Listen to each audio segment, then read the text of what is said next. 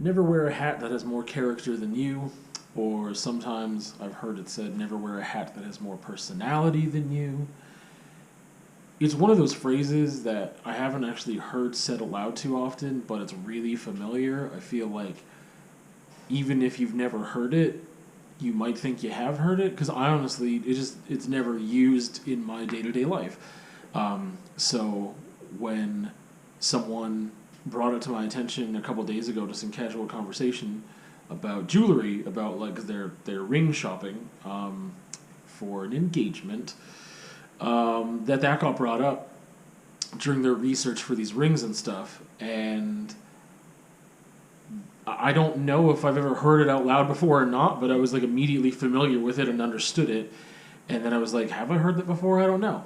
And then I started thinking about it and decided I wanted to talk about it a little bit, just something a little lighter than what I've been talking about a lot in the past, I don't know how long. Because most of my conversations can be a little heavier, and I'm trying to really figure things out. And this is another thing that I think I am trying to figure out in a way, because I was just kind of like mentally just like going over it while I was setting up the camera and stuff. And like, what does this phrase mean? And do I agree with it? Do I like it or not? Why not, etc. And so I guess that phrase, what I take away from that phrase, never wear a hat, or sometimes I've seen it only in the past little bit as I've been like looking up to see how other people might have interpreted it. Honestly, I didn't find like anything. It's weird because like with very specific wording, you could find it if it's like, but there's a couple variations with any like quote that is not like, I don't know, what is it, a second class quote? How do I like define it? It's not like a quote from a philosopher or something that the diction is very purposeful or whatever. It's just a sentiment. But it is attributed back to one person, but I can't really find any background on that because I wanted to find the origin of it, like why did they bring that up and what context did they say that? Because sometimes it says never try to wear a hat that has more character than you, and sometimes just like don't do it. But I think that generally what it's saying, or how I interpret it, is like you shouldn't be, whether it's literal or not. I mean, like let's take it literally. Don't wear a hat that has more character than you. So like if you've got a big personality, you can wear a hat that accompanies your big personality. Whereas if you are pretty low key and then you're walking around with a fedora with a feather in it or something and it's lime green and whatever, you know what I mean? Then it's like, this doesn't fit. Something's not fitting here.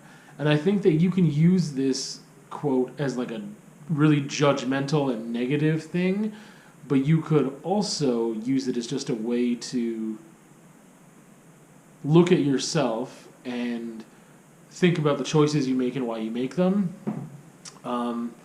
And it can be very validating just to like have that introspective look at yourself and think about why you do the things you do and the way you do them. But it definitely could be like a very judgmental thing when you look at others and being like, like guy's wearing a hat too big for his personality. Like, I just don't think it's a term we use anymore, really. Because I haven't heard it in colloquialisms or just like in casual conversations other than this one, but it was based off of this research that he was doing, and it came up for him there. And it's so, like, again, it's so familiar, but I don't hear anyone say it. But it is, like, I feel like it's just such a familiar concept that we can talk about it without knowing origins of it. It makes me, again, I think of both things, of being like, hey, if I'm judging someone else and being like, that doesn't fit. Like, I mean, either way, it's going to come back to this place of like, things aren't fitting. And why is that person making a choice to do this thing to stand out? Because they don't stand out. And I think that when we cast that judgment on others, it's usually like, that's real cringy. Like, this person's like, look at me, look at me, look at me. And attention-seeking behavior, honestly, is something that I usually cringe at. I mean, it depends on how it happens and the reasoning for it and how it manifests and how it's expressed. But generally, attention-seeking behavior really repels me. So I understand completely how, using this phrase or this sentiment and applying it to somebody, yeah, that's really more of something that would repel me. because I would look at that and be like, yeah, that person's really wanting to stand out, and it doesn't suit them. For example, one just came to mind right now, but like some people just dye their hair a lot. That's part of the thing that they do. They really enjoy it. It fits with their personality and the way that they express themselves on a regular basis. And there's some people that I've known that have just never dyed their hair for years and years and years that I've known them. And it's not like you can't do something different. You know what I mean? But when you are especially like an adult, and if you're in your 30s or whatever, it's not that you can't change and you can't try new things and like express yourself differently and change your style. It's not about that. It's about what is authentic to you. And sometimes people are like, oh, I'm just going to get wild. I'm going to get crazy. I'm going to do something. And then they dye their hair bright pink. And you're just like, okay. But like everything else about their attire and the way that they act and whatever else about them is just like the same as it was before. And it's like, this seems like really attention-seeking behavior. And it seems just like, look at me. You could argue that anyone who dyes their hair bright pink or lime green or like orange or whatever, right? That would be like, or shock yellow, that could be like attention seeking just because the colors are very bright and it makes you want to look. But for some people, that's just, I don't know, like blue hair on some people just looks like blue hair. Like, I don't know, it's blue. Your hair is blue. Cool for you. Like, that's it. It fits with everything else and it makes sense. But there's that thing of just like, it can, again, I want to be more positive, and I'm working on that. But immediately when I think of this phrase, I'm thinking of people who are wearing things, expressing themselves in a certain way that doesn't seem to fit with who they are. And it kind of, if I want, like my first reaction is like, that's cringy, and there's like a negative value judgment I'm putting on them. But it comes back to a place of, I guess, I don't know if sad is the right word, but it's like, that's unfortunate that someone feels like they have to do that, and that, unfortunately, I perceive it as this thing. I'm like, I don't really want to maybe get to know that person, or like, that doesn't attract me to them. It doesn't, and here's what it comes down to, what I'm realizing. It's because it reflects an inauthenticity. It doesn't reflect an authentic self-expression. So, again, sometimes you can tell, and sometimes you can't. But I mean, there's that, again, it's you judging based on your opinion, or you're having a conversation with someone and it's like, what are you doing? Like, you're trying to be someone you're not sometimes. And I think that's where this phrase leads me to, is like, don't be who you're not. Don't express yourself in a way that you are not. Don't try to do something that's quote unquote cool or whatever because you see other people doing it or everyone's doing it or it's really popular, but it's not you. And it's funny because there's a culture of just people that are just that. They don't have an authentic self, that they don't know themselves well enough. One of the things that I've talked about before here is know thyself. And you change as a person, but if you are continually refining yourself and trying to work through issues and problems and become better and figure out why you do the things you do and how you want to be different, like, then you know yourself pretty well. And again, it's not like at a certain point you just never change. You just change differently, and different things lead to different kinds of changes. Like sometimes traumatic events can result in huge life changes that are pretty immediate, and maybe they're not gradual like they would be if you were the one propelling your change. But circumstances sometimes provide experiences that you didn't expect, and then you change rather quickly, sometimes without knowing it. But again, I think this comes down to like, why does it repel me and I have this negative judgment? It's because it feels like someone is not themselves.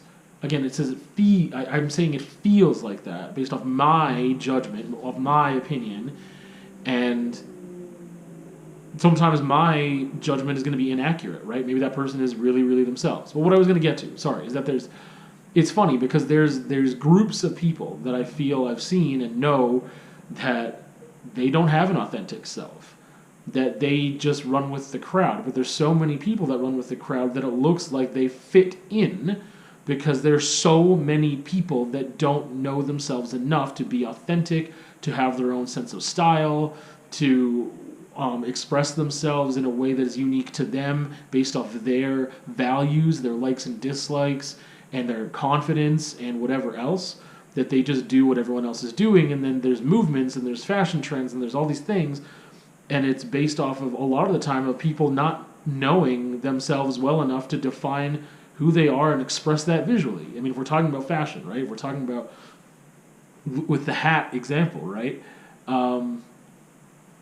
That's really unfortunate because then the outliers sometimes are looked at like, oh, that guy's weird, and it's like, no, that guy's being himself, right? So like that is, hopefully that is a reflection of your personality. I think that the way that we dress and present ourselves is important. I feel like it's important to us, though. It's not like some people. I mean, you talk about like, oh, dressing for the job you want, not the one you have, or whatever. But I mean, that's neither here nor there. I think that dress can be. No, I don't know. It is important. I feel the way that you present yourself to other people is important. Just the same way, like, I talk with my friends in a certain way that I wouldn't talk to maybe my family or my partner or a stranger that I just met or my coworker or my boss. Like, there's just different. You have to conduct yourself, read the room, right? Conduct yourself differently for different people in different situations, and like.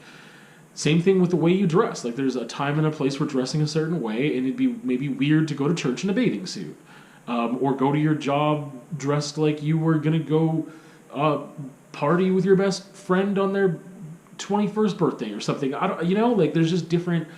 There's different ways, and you can have all of that inside you. Like, I think that we are again very nuanced and complex individuals, and that, or at least most of us should be, or have the capability to be, and yet I think. Like, some people talk about losing creativity as they get older, and I think that reflects in this area here, is that people are, as we grow out of being maybe a little more fearless as a child and not having these concepts of judgment and people are looking at us this way and they want me to be this way and whatever, you're just being so much your authentic self sometimes, other than the fact that a lot of times you don't get to choose how you dress, but I mean, just in your spirit. I think that we lose that over time because we're aware that people are looking at us and making judgments. And what does that mean about me? And the sooner you lose that again, as a teen or as an adult or whatever, and you're like, no, that doesn't matter. Like, yes, there's a time and a place for certain things, but as for like, I want to dress this way because whatever. In this context of work, not everyone that goes to work looks exactly the same. It depends on your job, right? It just depends on things. And if you are wearing a specific color tie and everyone else is wearing a very plain tie, but you're like, I like wearing these ties, then I don't think it'd be weird or cringy. It'd just be like, that's just you. You just want to do it. But if you were doing it because you want to stand out, and you're not standing out naturally, then it gets weird. I just think there's that thing of just being the authentic self, figuring out who you are, expressing that appropriately within the context, and then it's not like a weird thing that I think people would judge. I mean, people like me and other people too, and I want to get away from those judgments, but people that are not their authentic selves really repel me, and maybe part of that goes back to just like trust issues with honesty, but I don't know. It's also just a thing of like, man, just like you can't care about what people think that much that you're willing to sacrifice the beauty of who you are, and that's. Again, just caring what people think to that degree, I feel like you lose so much of yourself when you're willing to compromise what you could be. And that's sad and unfortunate. And I find a lot of strength in how I present myself. And part of it is because I'm not happy with my body image, right? I'm not happy with where I am with my personal health. I'm not super happy about my weight, to be very specific, and the way that I look. But I choose to clothe myself in a way that I can still feel good about myself, or if I'm styling my hair, I smell good, or whatever. Like, that these are things that I think that help me too, because I feel like I also am being authentic to myself, and that if I would never wear nail polish then, right? If I would just care what everyone else thought, because I think that even though there are times where people give me compliments, I think it's because I'm just being authentic to myself, and it's like. I'm not being zany and like, oh, everyone look at me. It's just, no, I like to wear it. I just like to wear it for me.